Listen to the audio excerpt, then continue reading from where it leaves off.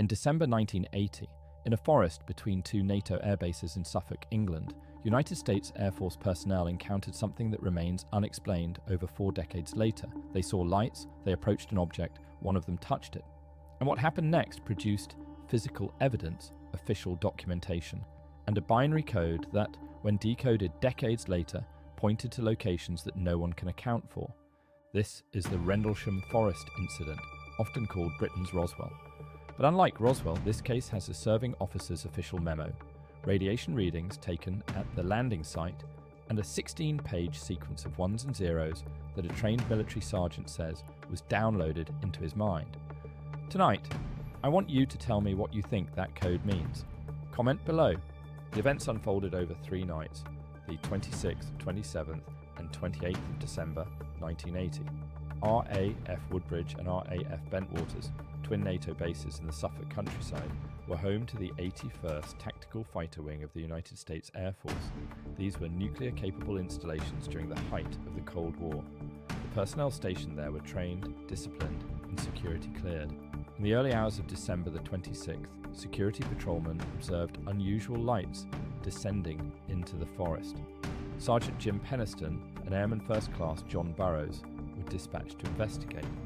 What Penniston reported next has never been retracted and never been explained. He described a triangular craft approximately 3 meters across sitting on the forest floor. It was smooth, warm to the touch, and covered in symbols that resembled hieroglyphics. Penniston sketched the symbols in his military notebook.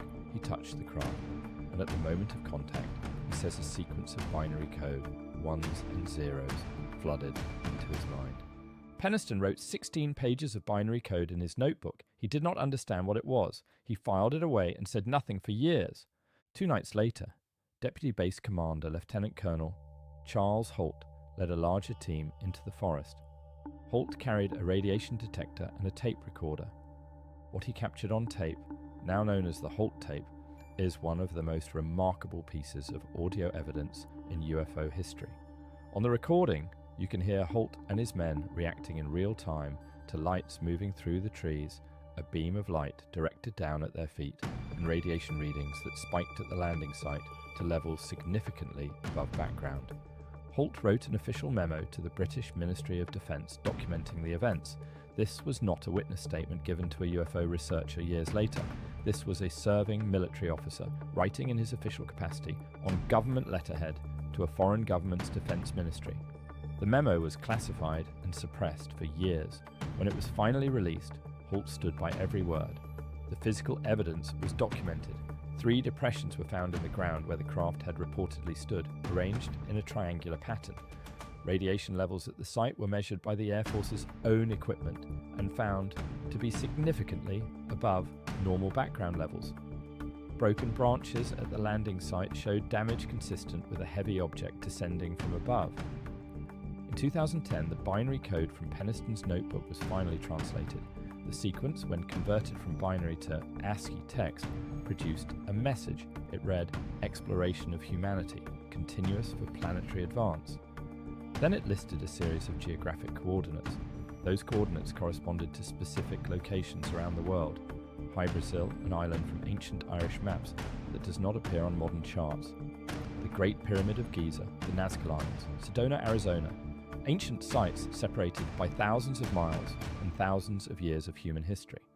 The skeptical challenges to Rendlesham have been consistent but unconvincing. The lighthouse explanation that the men saw the rotating beam of the nearby Orford Ness Lighthouse was dismissed by every witness who was there. These were men who worked on that base every night.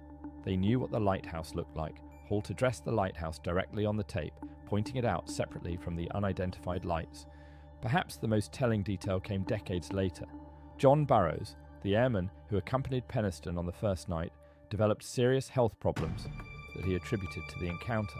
When he sought treatment through the Veterans Administration, he discovered that his medical records from RAF Woodbridge had been classified, not redacted, classified at a level associated with nuclear weapons programs. It took an intervention by Senator John McCain to get Burroughs the medical treatment he was entitled to. His records remain classified to this day. A lighthouse does not produce classified medical records. A lighthouse does not leave radiation traces. A lighthouse does not generate a binary code pointing to ancient sites on 4 continents. Something was in that forest. The evidence tells us what it was not. The question that remains is what it was. Subscribe now and follow the evidence.